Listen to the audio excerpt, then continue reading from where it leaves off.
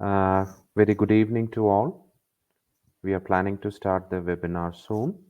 So, in between, uh, I would like to ask the listeners if they have any questions to write on the chat box so that at the end of the session we can answer one by one to these questions. And if they have specific questions or general questions about Ayurveda or how to deal the spring season with Ayurveda or regarding the immune boosting, they can write it and we will be addressing each questions at the end of the session.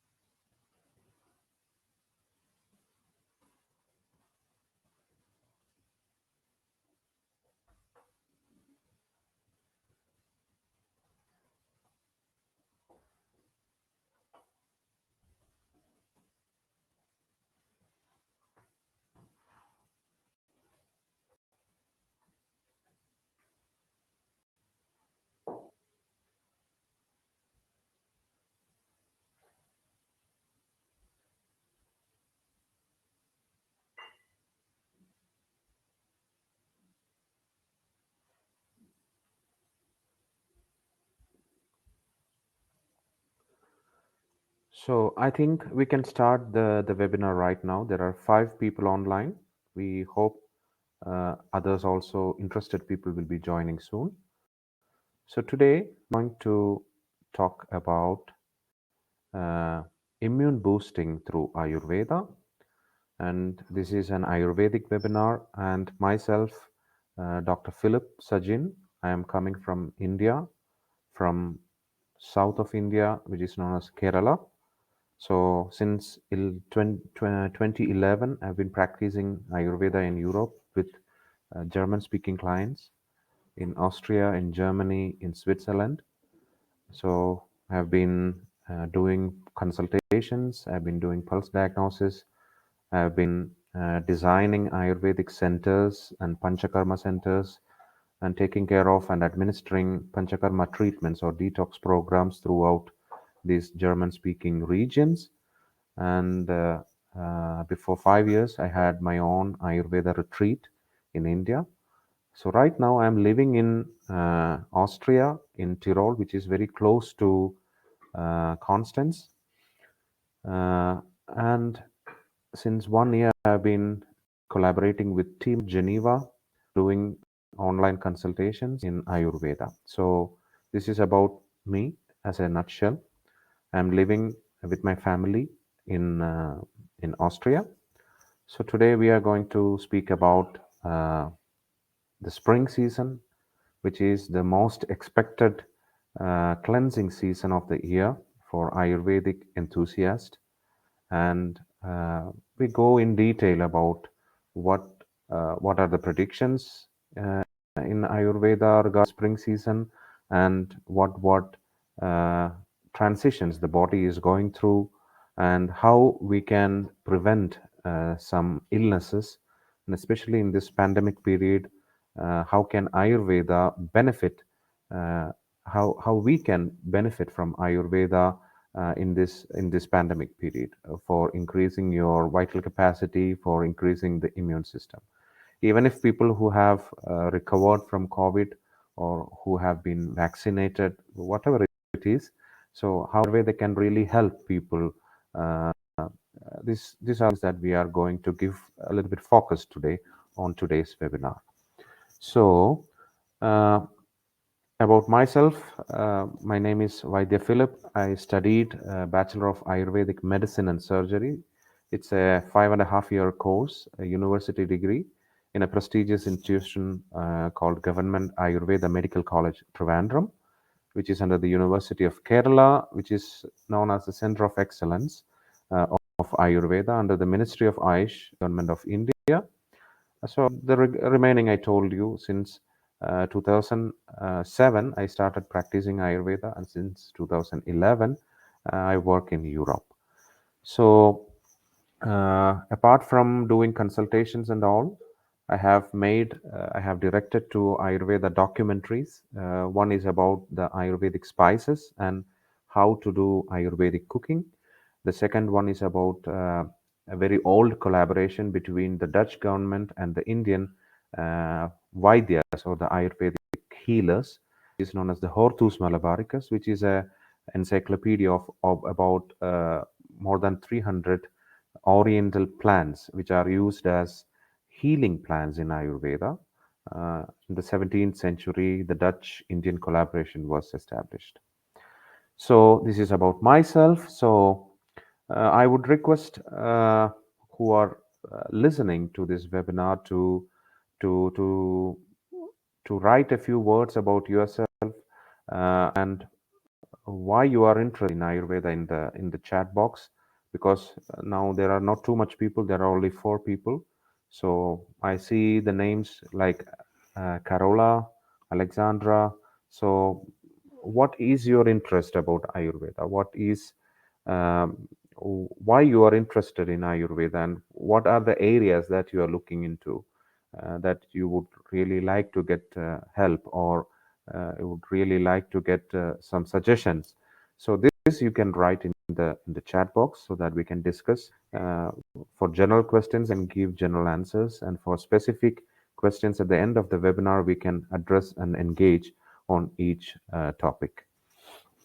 So, regarding today's webinar, so there are six topics I would really like to focus on, because Ayurveda is a very vast collective encyclopedia of life science, I would say.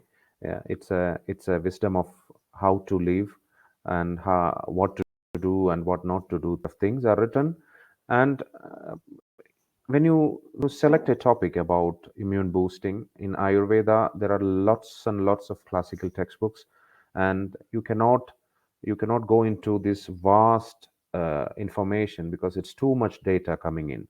So you have to be specific according to the region, according to the country where you are living, and according to your body type. So you take what exactly you need. So this is the fundamental and very important concept that I would recommend for Ayurveda enthusiast. So today we'll focus on six topics. The first one is about the daily regime, which is in Sanskrit known as the Dinacharya. The second one is the seasonal regime, which is known as the Ritucharya. The third one is the Ayurvedic diet. So there are a lot of contradictory understandings about Ayurvedic diet, whether you go with a vegan or vegetarian or non-vegetarian, or you mix everything. So this we will be going into in detail. And then the fourth topic is Ayurvedic prevention tips, how to prevent diseases in Ayurveda. The fifth one is immune boosting, especially in the coming spring season, how you can help your body to increase the immune system or to strengthen the immune system. This we will be focusing on the fifth point, and at the end, how to be calm, how to to focus on your emotional well-being. So this also we will be uh, discussing today.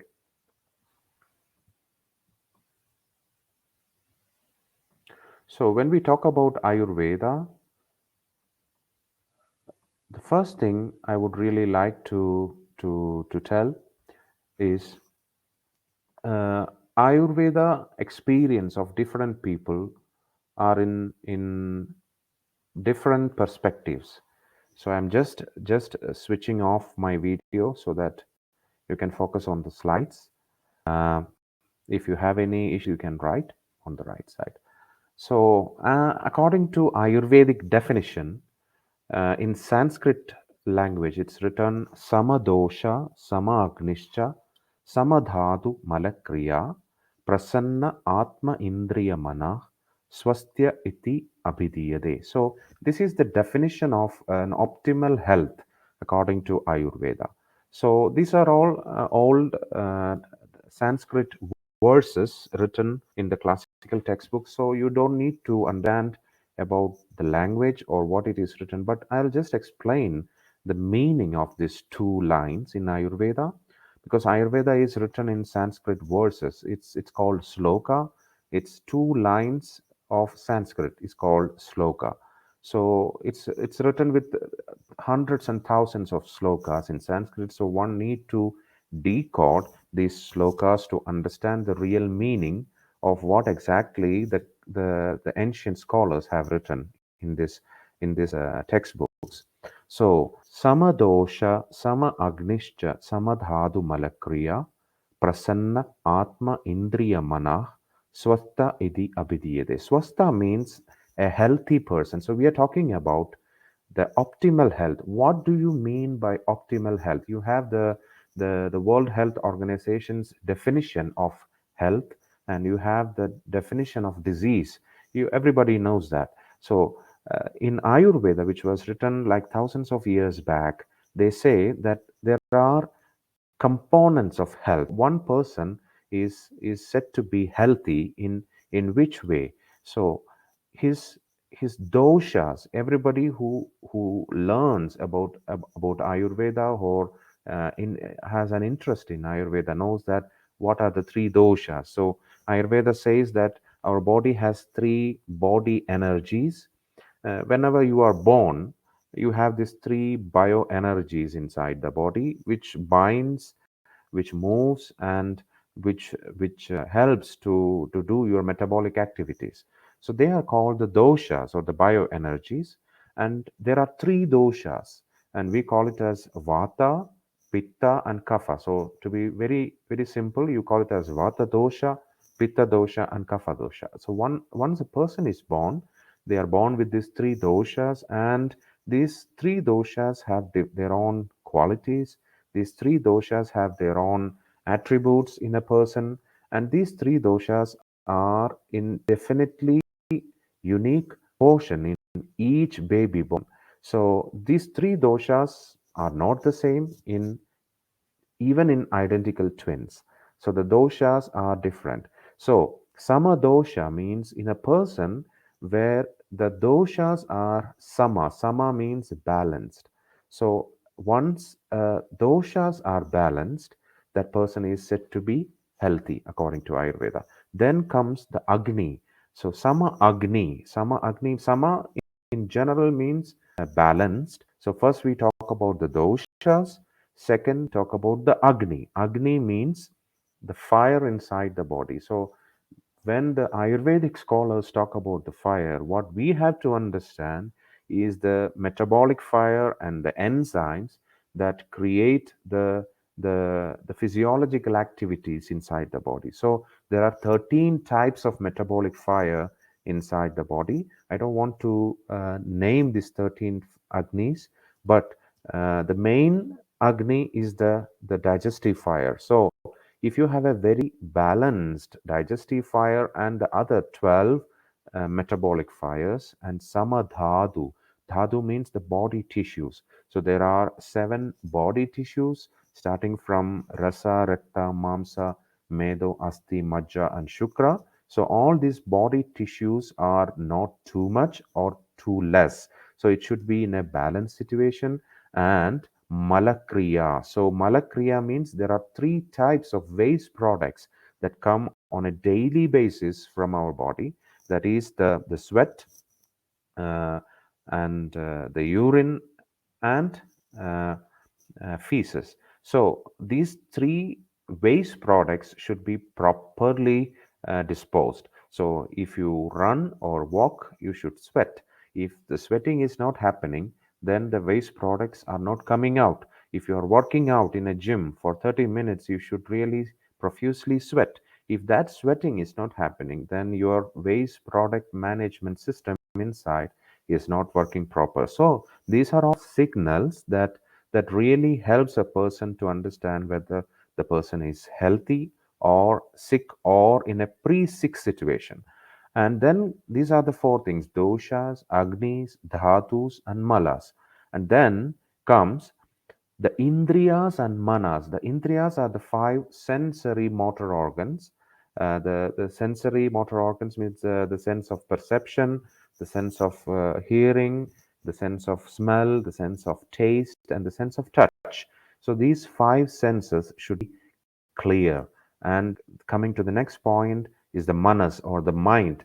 The mind should be clear. And finally, the spiritual side or the atma or the soul should be clear or transparent. So these are the main components of health. So even if you have a very physically fit body and if you're suffering from a lot of emotional turbulence, then you are not said to be optimally healthy according to Ayurveda. Even if you are having a very peaceful mind, but you are having a lot of hormonal issues, then Ayurveda says, please stop, you are not optimally healthy. So always remember the three doshas or the body and the mind and the senses and the spirit. So it's a complete holistic approach of health. So it's a totalitarian approach of health. So the modern medical system or the conventional medicine goes deep into the body, into the cell, into the into the DNA, into the mRNA. But Ayurveda comes out and out and out so that it have a bird's eye view on the person as a whole.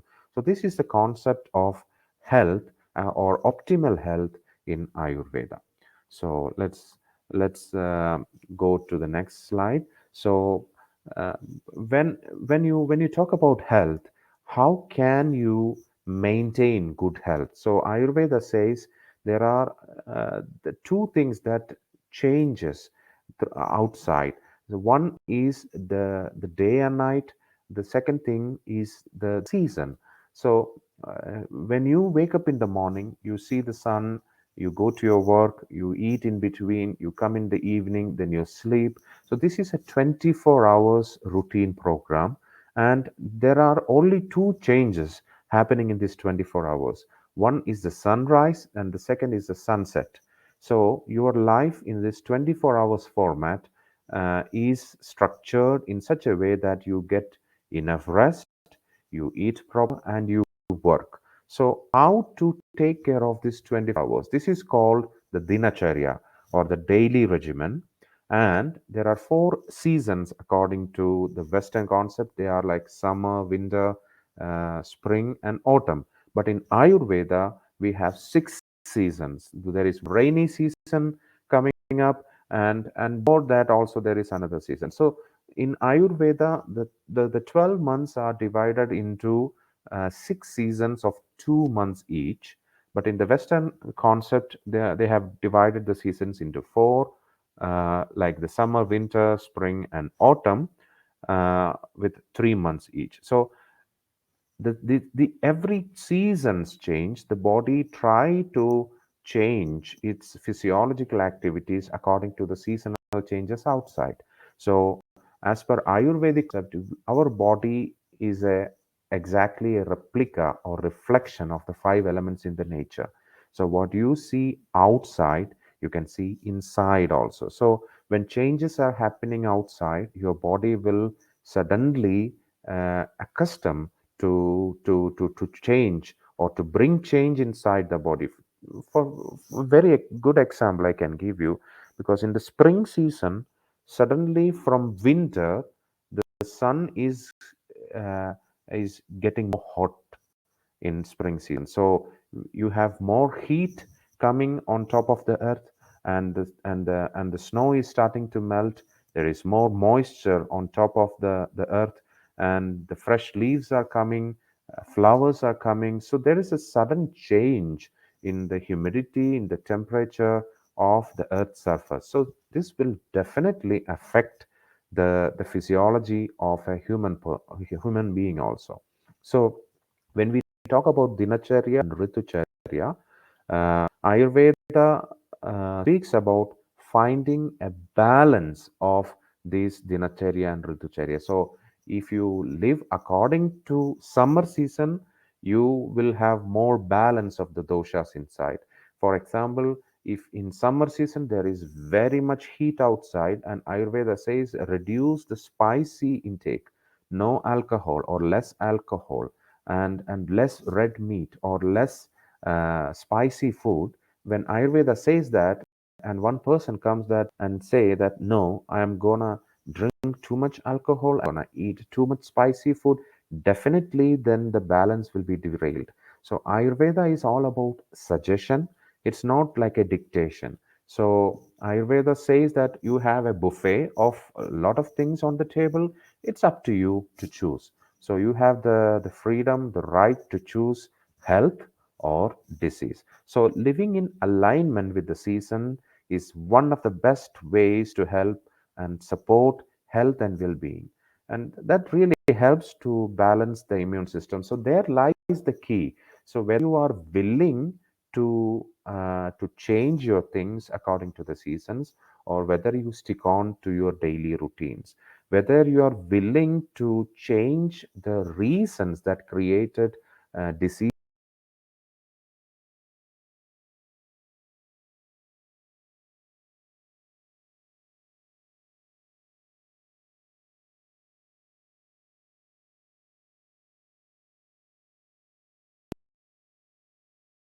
Ayurveda or regarding your general well-being.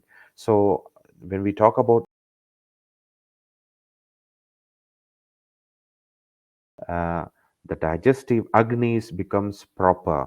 So when your doshas are in balance, when your agni is balanced, then definitely the immune system can function properly.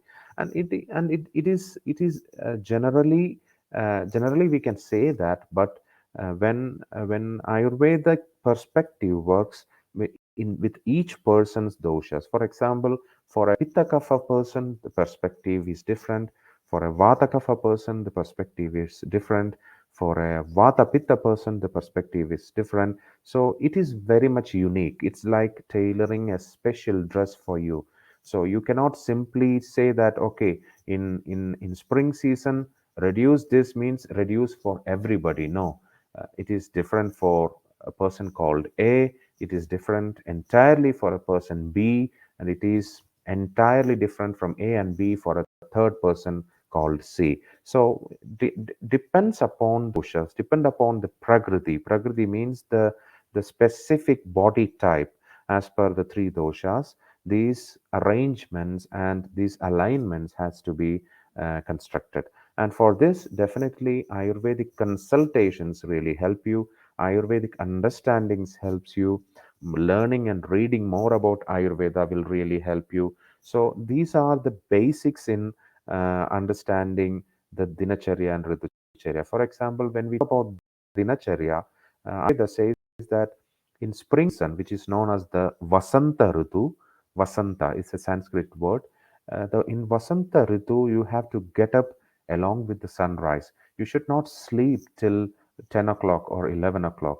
When the sun is coming up at 7 o'clock or 6:15, in different parts of the world, it is different. So you should know when is the sunrise, and you have to start your day, kickstart your day with the sunrise. So Ayurveda in orthodox and classical Ayurvedic textbooks, it's written you have to wake up early in the morning. Brahma Muhurte Uddushthed. It's written like that. Brahma Muhurta is a special auspicious time between the last phase of the night and the first phase of the daytime. So it's around like 4:30, 5 o'clock. So nowadays, I don't know, people will wake up at 4:30 and start with their daily rituals. But there are people who start their day early in the morning. They wake up at 5 o'clock. They do the brushing. They go to toilet. They clean. They pray, and they do oil pulling. They do a lot of rituals, which is written in Ayurveda, and then they start with their normal breakfast, and then they go for their work. So people who strictly follow the Ayurvedic daily regimen or the dinacharya have its own benefit on their health system, on their immune system. So always early to bed and early from the bed is the mantra in Ayurveda. So go to bed early and wake up early in the morning during the spring season. That is regarding the sleep. And the second thing is cleansing the body. So when we talk about the three doshas, our upper body, starting from your chest till your head, is the seat of kapha dosha, which is more the air, which is more the water and the earth element, which gives more stability, which gives more grounding for your body. And this part is much affected during the season, because you just take days of a piece of snow. So in winter, because of the cold, dry season, the snow will stay intact. Similar like that, inside our body, inside our head, inside our throat, inside our chest, the kapha will be rigid, the kapha will be strong, and the strength will be there. But once the sun starts to shine, once the temperature on earth's surface uh, start to increase, the snow will start melt. Similar like that, the kapha also, just like a candle, it will start to melt. And this melting increases the volume of kapha in the kapha region. That is why in the spring season, people have a lot of sinusitis problems. People have so much headache, especially migraines. People have a lot of running nose, flus, a lot of infections in the throat, a lot of problems related with asthma. So these regions, starting from your breast till your head, is the kapha region. And of course, the stomach, in the colon, there is the kapha attributes, like the mucosa is made up of kapha. So when the kapha start to melt, people will have digestive disturbances. Sometimes people will have very good appetite. Sometimes they will have very less appetite. Sometimes they will be having no appetite. So this changes in the appetite, or the changes in the pain perception, this changes in the inflammatory situation or infectious situation of the body, is all from the melting kapha. So one should always know that before beginning of this spring season or the Vasanta Ritu, you should not provoke the doshas. So the basic mantra or the key in Ayurveda is respect your doshas. So if you are a kapha person, and if you know that you are in the kapha melting time, respect your doshas and try not to provoke the melting or the vitiation of the kapha too much. For example, I am a kapha person, and spring season, if I am eating too much ice creams, too much yogurt, too much cheese, then definitely my kapha is gonna get worse. So this is the basic thing a person should have. This is the understanding a person should have, that okay, my body type is this, and in spring season I should not do this. But what you can do is to do things that can remove a little bit of kapha or excess kapha from your body. So these are the main basic understanding about dinacharya or the daily regimen. And when it comes to ritucharya, in spring season, there are lots and lots of things written in Ayurvedic books that should be followed, but it should be according to the region. For example, the laws written in the Ayurvedic books in Vasanta Ritu or in the spring season in India is entirely different with the spring season in Germany. It's entirely different with the spring season in the United States or in Switzerland or in Canada, because the amount of heat, the amount of moisture, everything is different. But there is a general common phenomena happening, that the flowers are coming, the leaves are coming, and the birds are chirping, and the nature is coming back to a normalcy. But it's not like a summer, but it's preparing for summer. So this place is not really, this phase is not really solid like a summer, but it's a transition from winter to summer. So this transition phase, especially in the seasons in Ayurveda, it's called the Ritu Santi. Ritu Santi means a joining of ritus. In the Ritu Santi time, the immune system of each person is the very weak. So it's just like when you are going through a river and you are going to enter an ocean. So the transition place where you meet the ocean, there will be a special ecosystem. There will be special plants, there will be special animals, there will be special organisms living there. Similar like that, when you switch from winter to summer, there will be a very transition, uh, very much transition happening in our body. And I just got a question from Vasile. It's good to make Panchakarma therapies in winter, spring. So definitely, I will answer to this question. Winter, spring transition time. It's a very good time to do Panchakarma therapies. So I will come to that Panchakarma therapies at the end of the session. But when you talk about Panchakarma, there are five therapies. One is Nasya, second one is Virechana, third one is Vamana, fourth one is Basti, and fifth one is Rakta Moksha. So when you talk these five therapies, Nasya, Vamana, and Virechana, these are excellent in winter spring season make. So you should not do all, but Nasya is cleansing of the sinuses. So I was talking about the snow melting simile. So similar like that, when your kapha starts to melt, that's exactly the right time to take the excess of kapha out. How you do with medicated oils. This is called nasya. So you apply oil on the face, you inhale steam, and you put medicated oil inside the nostrils, and then you spit the excess of kapha out. Or you can take medicines to remove the excess of kapha from your body. And virechana or purgation is also effective in this time.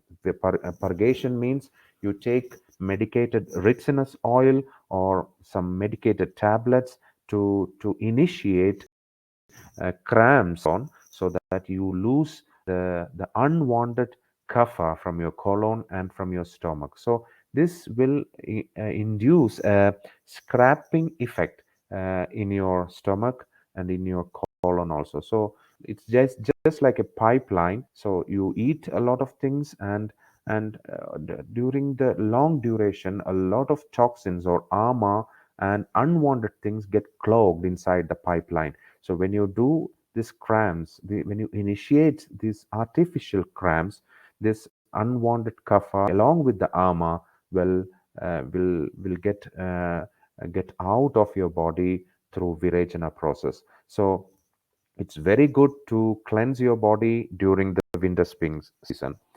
So that's about detox. But first we talk about the prevention. Next we move to the slide. It's about the dinacharya. Just one second. Let me have some water.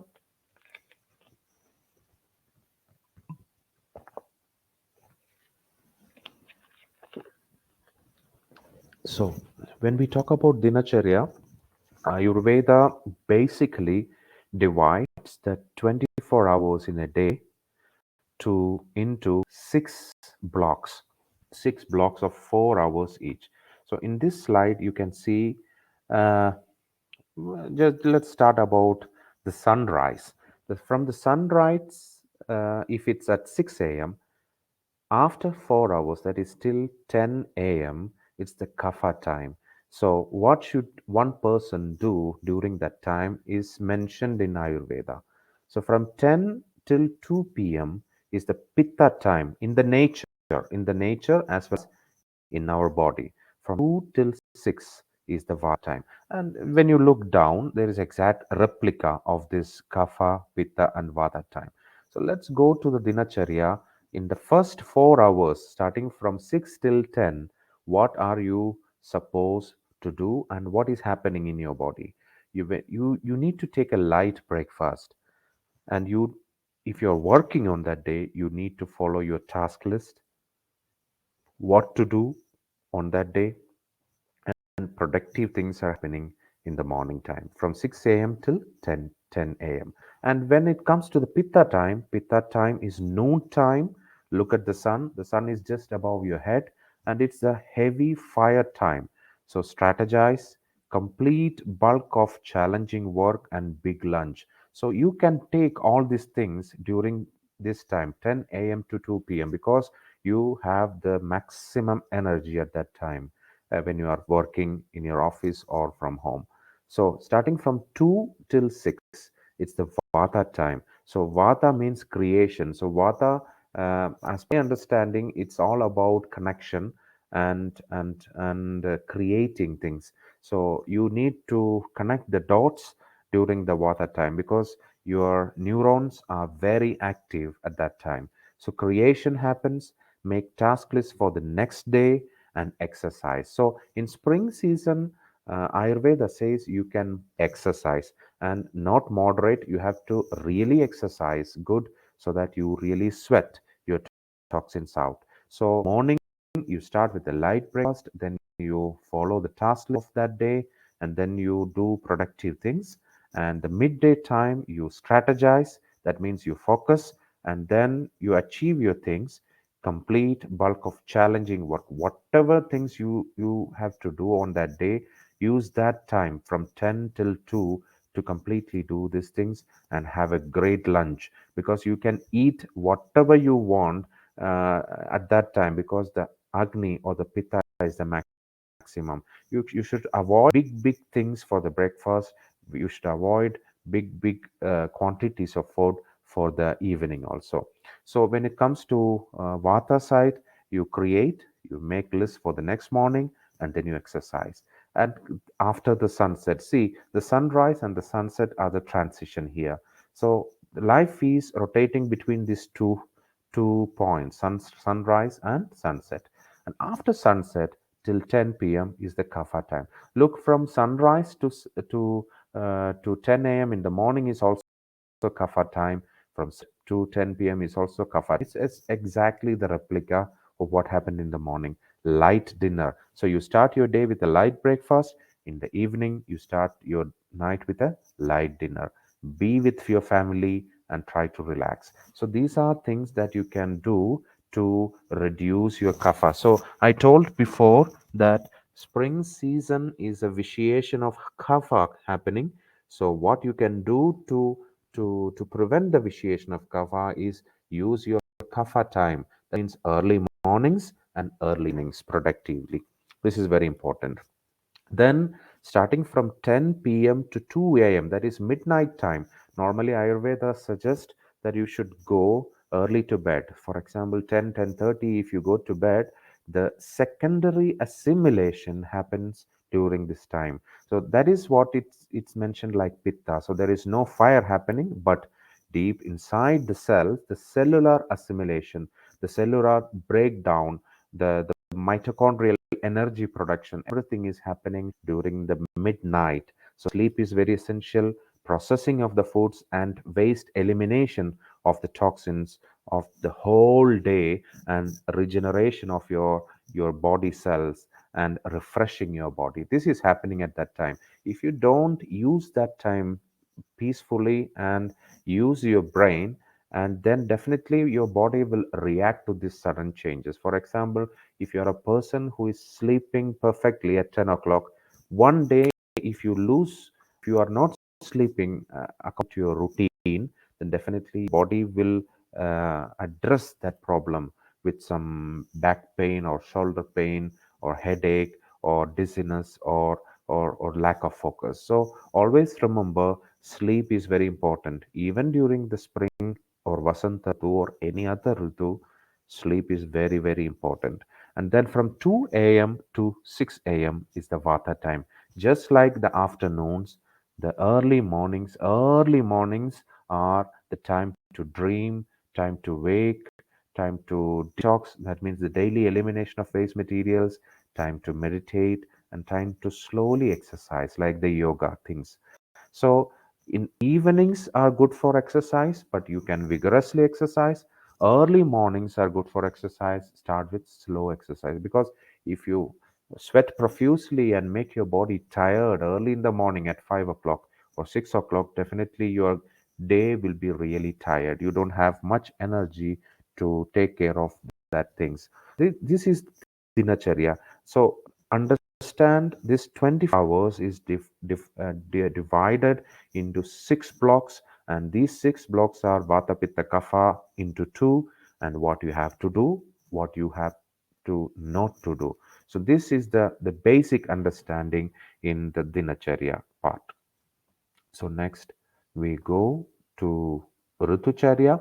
So in the Ritucharya, as usual, everybody know in the winter time, the the earth is covered with snow and dry wind. So this transition from winter to spring happens by February, March, and it ends till the mid of May. So this is the transition time. So this time, which dosha is more in our body, which dosha is more in the nature, kapha dosha. And kapha dosha, it's not like you just put a switch and the kapha comes on. No, it's a slowly increase, it's boiling, and then it's a slowly decrease. So after the winter, because of the food and the sleep and the hibernation and all the sedentary lifestyle in winter, the kapha starts to increase and it goes up and up and up. And then with, with the too much heat coming up, the kapha starts to melt. That will increase the volume of the kapha. So I have one more question coming up from Vasily. Some people uh, said ghee is not for kapha dosha. I think it's good, sattvic for all doshas, but in different ways. What if you think about that? I made ghee and I recommended a lot. So ghee is clear butter. So it's a clarified butter, and ghee is very good for reducing pitta. And generally, it's good for all the doshas. It's a nourishing animal fat. But the problem is if a person is kapha, too much, and if he is or she is eating too much ghee made food, then definitely he can go to an obese condition or overweight condition if he's not exercising properly. So this is the answer for this question. So you can eat ghee, but definitely ghee is good cholesterol.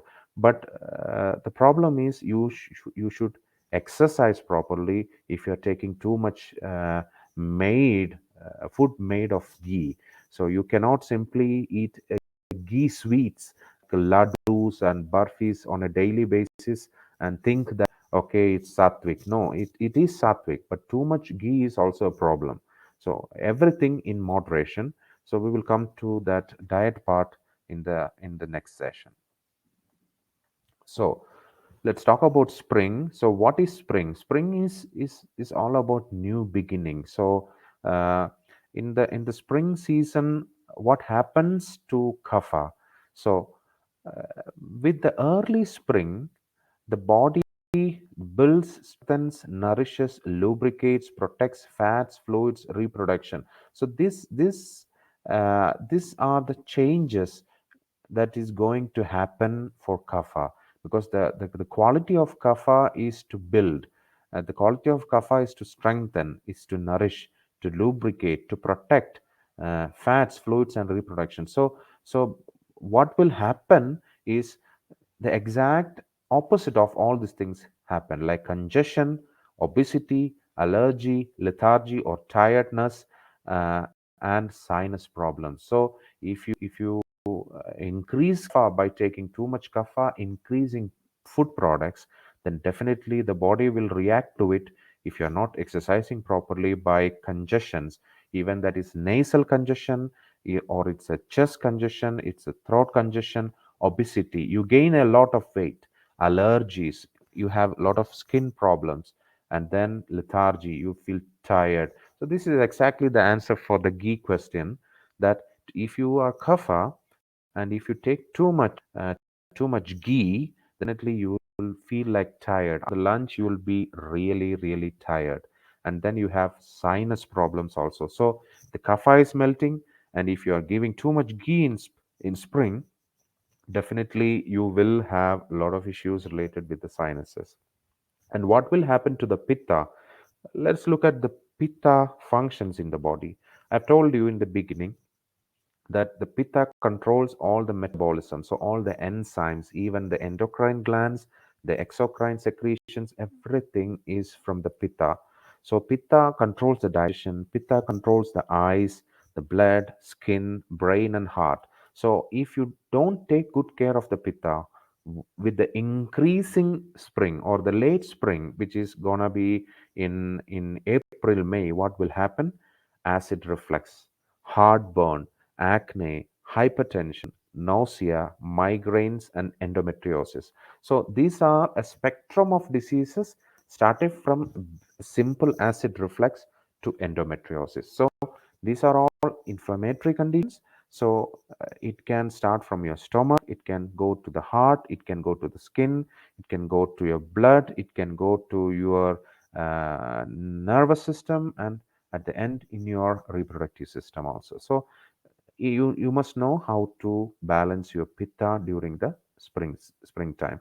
If you are a really pitta person, you can have a little bit of ghee on a daily basis along with milk or along with your diet in spring season. That's an excellent choice. But if you're a Kava person, please not much. And let's go to Vata. The qualities of Vata is really dry, cold, and light, and it's very mobile. It's moving always. So in autumn season and in early winter, the Vata is going to be affected. So we cannot say in the spring season Vata is too much affected, but there are places where the transition is along with so much wind. Places near to the sea, to places near to lakes, places near to water bodies, there will be strong cold wind also during the spring season. So at that time, people living there will face too much of vata disturbances. And there is another perspective to this. Just because the kapha is melting, the body will automatically switch on the process of increasing either pitta or vata. So when the kapha is going down, the body will try to balance this mechanism or the metastasis by increasing the pitta or increasing the vata. So if I am a pitta kapha person, definitely in spring season my pitta will be increased. I'll be really angry, I'll be too much demanding, I'll be having so much issues with my blood pressure, I'll be having so much problems with my multitasking, I'll be having so much problems with management. So I'll be sometimes really sensitive. So this is what happens to a person if it's a pitta kapha person. And if a second person is like vata kapha person, then definitely along with the melting kapha, the vata will go up. So there will be instabilities, there will be pains in the body, there will be blotting, there will be constipation, there will be dryness, hair fall, and there will be a lot of other issues related with the increasing vata. So that's all about the changes in the Prakriti when it comes to the spring season. So uh, next we go to the spring diet choices. So the best thing to avoid an infection is uh, to stop putting food food products that creates infection or inflammation inside the body. So when it comes to spring season, we all know in kapha, when we talk about kapha, there are things that increases kapha. So imagine this kapha in your body is melting down. On the other hand, you are increasing the kapha by giving too much ice creams, yogurt, peanut butter, bananas, cheese, and ice cold foods and deep fried foods. This will increase the kapha. So you are contradictory to the basic understanding in Ayurveda that similar things increase similar things. So, for example, if kapha is melting, you should help the body, not punish the body. So, there are things that you should eat. There are things that avoid. So in that slide you can see what to eat during spring: artichokes, asparagus, broccoli, cabbage, spinach, sprouts, apples, cranberry juice, fresh berries. You know, in the spring season there are a lot of fresh berries coming, sour taste berries coming, raisins, barley, cornmeal, black beans, goat cheese, rice milk, white meat, and freshwater fish or Suswasser fish. So are the things that you should eat or you should give a try during the springtime. Just 1 second.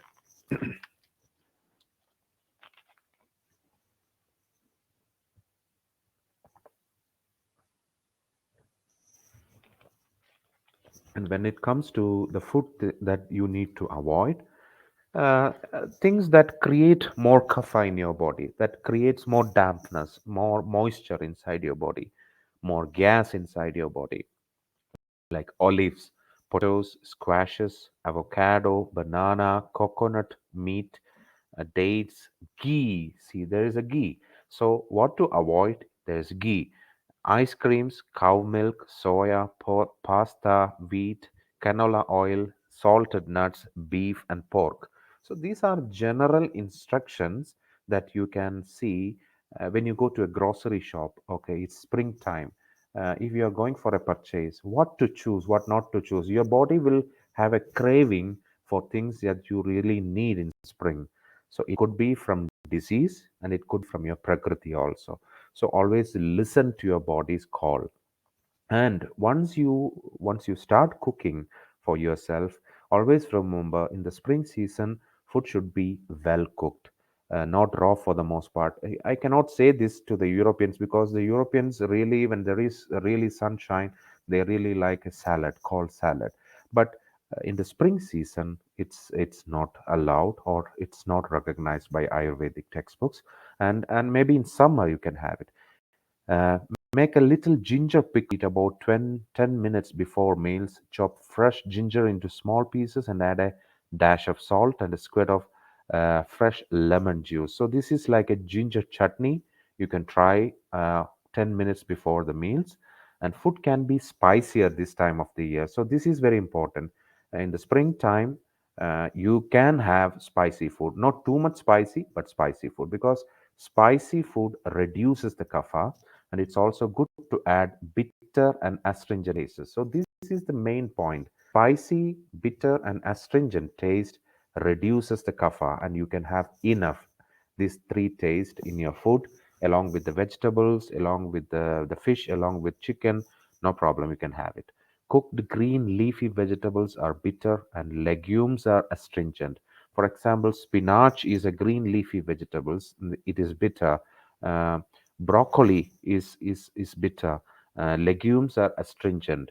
Raw honey helps liquefy kapha and move it out of the stomach. So you can add one of a raw honey. Maybe it's a wild honey. It's very good.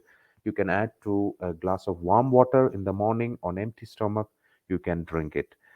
So this is a very good detox that you can simply try at home. Cook your food with immune enhancing spices such as cumin, fennel, coriander, turmeric, ginger, and black pepper. So these spices, when you combine together and make it like a fine powder, in India it's called the garam masala. Garam means to make hot. So these garam masalas or the spice powders can help you to melt the kapha, the unwanted kapha in your body. An easy way to get these spices mixed properly is to sprinkle recommended during kapha season or if you have more kapha dosha. So these spices you can randomly choose and use it. For example, if a one person don't like cumin, then he can go for another spice. If you don't like too much ginger, then you go for a black pepper. So it's according to your comfort zone. So if you are not too much in coriander, you can go with some other. But if you like all the flavors, then you mix it in equal proportion and make it as a fine powder. Use 1 spoon when you cook lentils or when you cook vegetables or when you cook some fish. So it really tastes good and it's good for your dosha. So we go to the next slide. So, when we talk about Ayurveda prevention of diseases in the springtime, and just look at the four things that I have written in the top: diet, sleep, exercise, and sex. Everything should be moderate, not too much, not too less. For example, in the springtime, how is the external environment? There are more flowers, there are new leaves coming, birds, animals, everything's are coming out after their winter sleep and everything. And what happens to the taste and the elements that in on the earth and air, that is the prithvi and vayu, the kashaya or the astringent taste is increasing. So the predominant doshas is kapha gets vitiated, and agni or the digestive fire inside is in the manda state or hypometabolism. So it's like a kitchen. So you are starting the flame, and it's the beginning. It's a very small flame. So you have to wait till the spring really gets into the mid of spring to get your really digestive fire really working strong. So in the beginning of spring, please don't vitiate your already vitiated kapha, because the digestive fire is very low. You cannot cook a piece of meat on a candle. Why? Because the fire is very weak. So you need good fire to grill a piece of meat. So similar like that, you don't pressurize your digestive fire during this time. And to follow the diet, when it comes to cereals, old barley, wheat, and rice in moderation. Legumes, lentils are good, but a lot of people tells that when they take lentils, they have gas problems. So you can use garlic or ajwain or asafoetida or kreuzkümmel, that is cumin, or coriander leaves when they cook lentils, and a little bit of curcuma also. Honey is good, and easily digestive meat. In Ayurveda, it's written rabbit, but I think easily digestible meat, a lot of other options are also available. Milk and milk products. So milk and milk products in general, you say it's a very warm milk, not like a hard cheese. So easy to digest things you have to follow. Lifestyle habits to follow: using warm water for bath. So if you have a habit of daily taking shower, use warm water for baths. Being physically active and applying nasal drops on a daily basis. You can put 2 drops of nasya taila or anu taila or medicated oil for nasya on both nostrils, and this will really help to detox the kapha from your body. So now I have a question. I hear a lot of people who are vata primarily to eat raw vegan. I think this is very inappropriate. Prajnaparada for them, because this increases vata. These have uh, some qualities like vata, ruksha. Definitely, yeah, definitely. So uh, uh, in Europe, it's all about their culture also. It's about Ayurveda talks about a lot of recommendations in during the springtime, but we have to understand that every region, every uh, regional people have their own culture and food culture and choices. So in Europe, if you go to a person and say no salads or no raw salads, then definitely you will be in trouble. This is the problem. Because I'll tell one example. Uh, I am an Ayurveda doctor and I come from a Christian family. So on on a daily basis, we have either fish or meat on the table, on the dining table. So if I go with my Ayurvedic knowledge and tell my father or mother that this is not good during this time, then definitely there will be big trouble at house. Then my mother will say, "You go cook your food by yourself." So this is what going to happen. So always remember, you have a food culture at home and in your office, and if you have a self deciding choice option, definitely you can choose whatever or wherever you want to go and eat, no problem. But these are all suggestions. I told you, this is not a dictation. You are not told that you should eat this. No, Ayurveda is not like that. Ayurveda is like a buffet. You can choose if you want.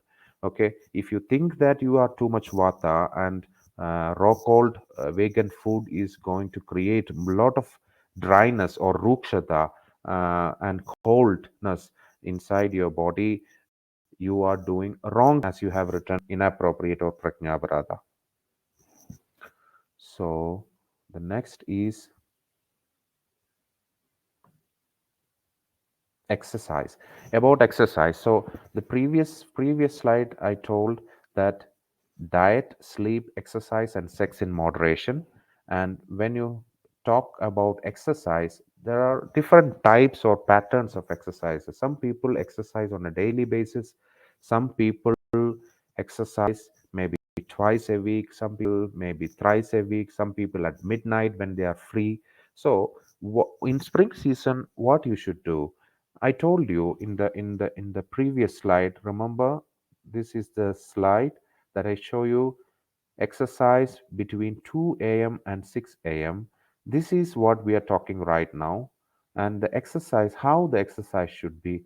The exercise should be very relaxing. You can practice yoga and you can practice your asanas in a flow, make your body sweat. So that is the ultimate priority exercise in spring season. You make your body sweat.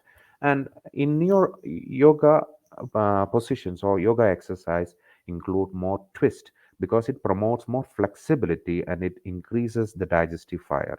And try back bends because it open the chest and remove the excess mucus. So you remember, you on the third picture, you look, this is dhanurasana. Dhanurasana is the bow pose. This is a back bend, and this really helps to focus on your back, and this really helps to open up your chest also. And this asana really helps to remove the excess of mucus or kapha that is trapped inside your chest and stomach.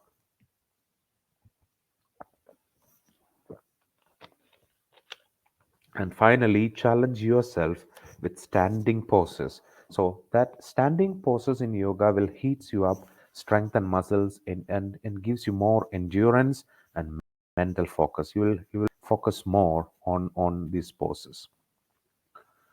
So next is what I said in the beginning. So the slide comes now. So it's all about as per the requirement, a person can go for detox. So there was a question about whether you can do Panchakarma therapies. Yes, but as per the requirement. Not everybody needs the Panchakarma. Panchakarma is like a surgical intervention in Ayurveda. So if you need to take out the unwanted doshas from your body outside, then you go for a panchakarma, and you should not do all the five karmas. You, as per the doctor's advice, either nasya or virechana, or basti or raktamokshana. But maybe too much heavy kapha is trapped inside, then you can go for a vamana also. And the next is about Udvartana. Udvartana is a powder massage, and powder massages really help to reduce the kapha. So if you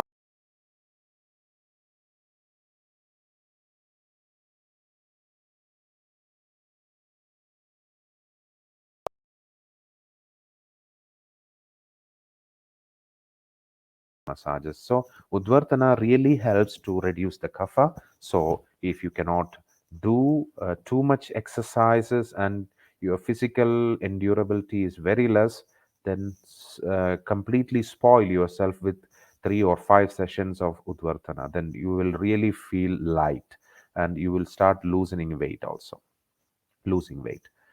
So immune boosting in Ayurveda, when we talk about immune boosting, we have to be very conscious about the situation right now, because before 2 years it started with the COVID virus, and then it became a endemic, then became a pandemic, and for 2 years everywhere schools are closed and people are not traveling, people are inside home, they're working from home. Of course they will be having a lot of relief from airborne diseases, but definitely, but the sedentary life has put them in too much overweight problems, obesity issues, and stress and frustrations.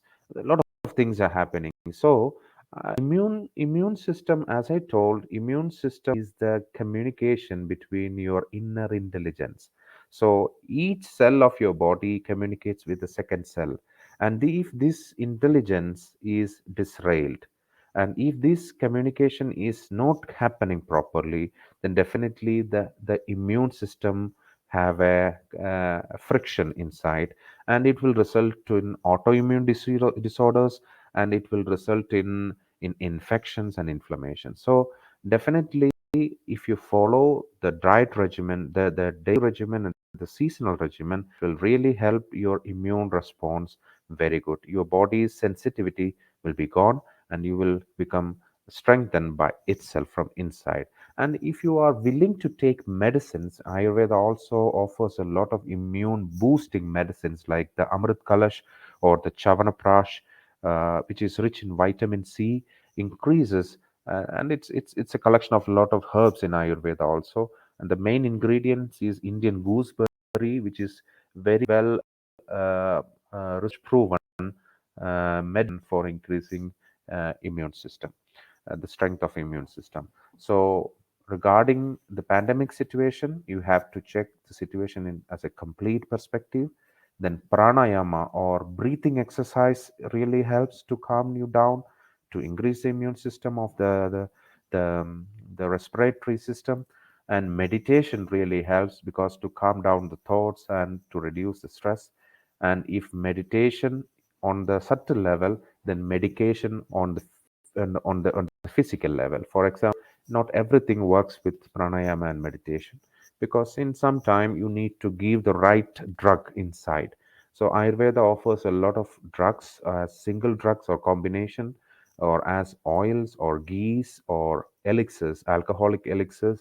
So these are things that you can take a little bit as per the doctor's advice. And then you have therapies, of course, like the Udvartana or treatments like Nasya and Virechana also. So that is all about the in boosting. Then, when we come to the stress management, of course, stress has a lot of relation with the immune system because, in my experience, what I have observed is a lot of people who had multiple sclerosis and carcinomas, they told me that when they were diagnosed with these diseases, immediately or 1 or 2 years before, they had a lot of stress in their life. So when you cannot handle the pressure or the stress is beyond the modulus, definitely your hormone system, your body communication system, your glandular functions becomes a little bit disturbed, and this can give wrong informations to the cells to produce more cells that will result in cancer situation, or that can derail your normal healthy condition also. So I think Shiro Abhyanga and Shiro Dara, these are two very good Ayurvedic treatments that can really help people to calm down their stress.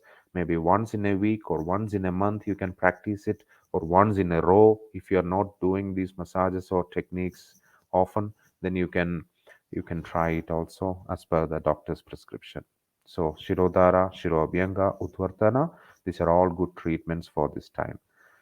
Then we talk about the emotional well being. So, just like in the beginning, I told you the mind is very important, the senses are very important. So, when we talk about optimal health, body is not just because body is just like a paper where you can draw, but you need a mind for for making it colorful. So, emotional well being depends upon, basically, as per my understanding, first thing is self care. So you take good care of your body, you take good care of yourself rather than anything.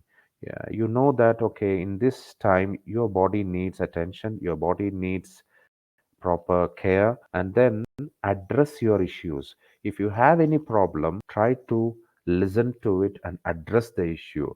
Don't escape from that problem, try to stand and face the problems, try to solve it. So start to reverse the process. Then listen to yourself and listen to others also. The fourth is plan your day, plan your season. And the fifth one is the collaboration. So if you think that you cannot do things by alone, you want to do things, but I don't think I can do it, then definitely you can collaborate with people. Because if you think that okay, going out and working out and walking and sweating 1 hour is good, but I feel shy, or I don't feel like going out because I'm very lazy, then collaborate with people and do it. Go for it. So that is the that is about emotional well-being. And next is nurture good habits. So apart from all these medicines and medications and other things, uh, you you need to nurture the good habits in your life, and you need to nurture good feelings in your relationships rather than going in the negative perspective. So that will bring more flowers like empathy, love, kindness, and gratefulness in your character. That will really help you to have a blissful and satisfactory spring season, and that definitely will correct or reset all the derailed information and intelligence inside your body and mind. That's really help you to go through the season peacefully without any diseases and being healthy on a daily basis. And this is the ultimate mantra or the key, that you need to nurture your good habits. So this is all about today's presentation, and I thank you all for attending the presentation till now. And now I'll give 5 minutes to to write any questions so that I can address answer your questions. Now it's time for questions. You can write on the chat box on the right side. I hope you have uh, enjoyed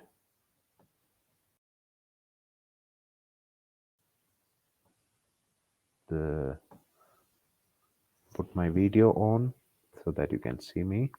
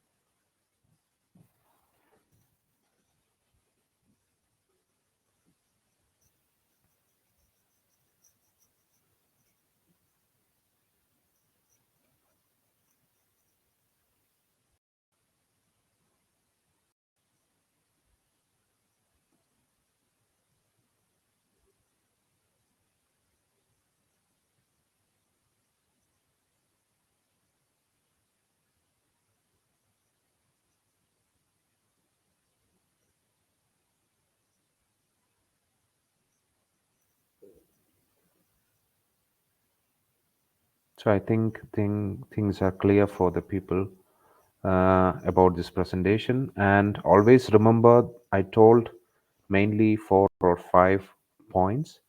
In spring, the kapha is going to be vitiated, so reduce the kapha. In spring, do not punish the body, listen to the body. In spring, you move, you exercise, but in moderation. And in spring, take good care of yourself and cleanse your body.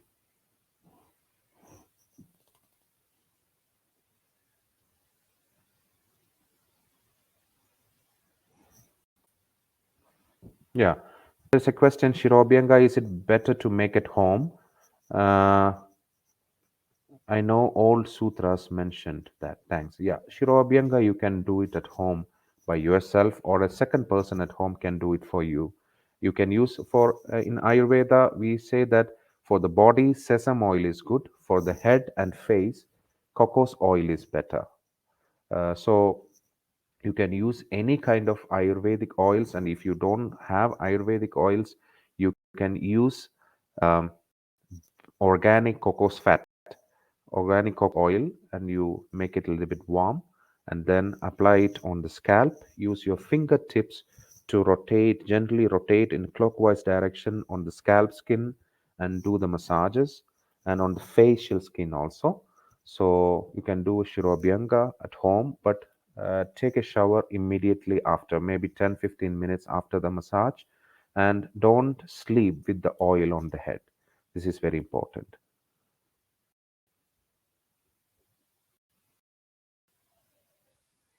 And if you want to get it done from an expert or professional, you can visit the nearest Ayurvedic center, Especially if you're in Geneva, you can visit TMET.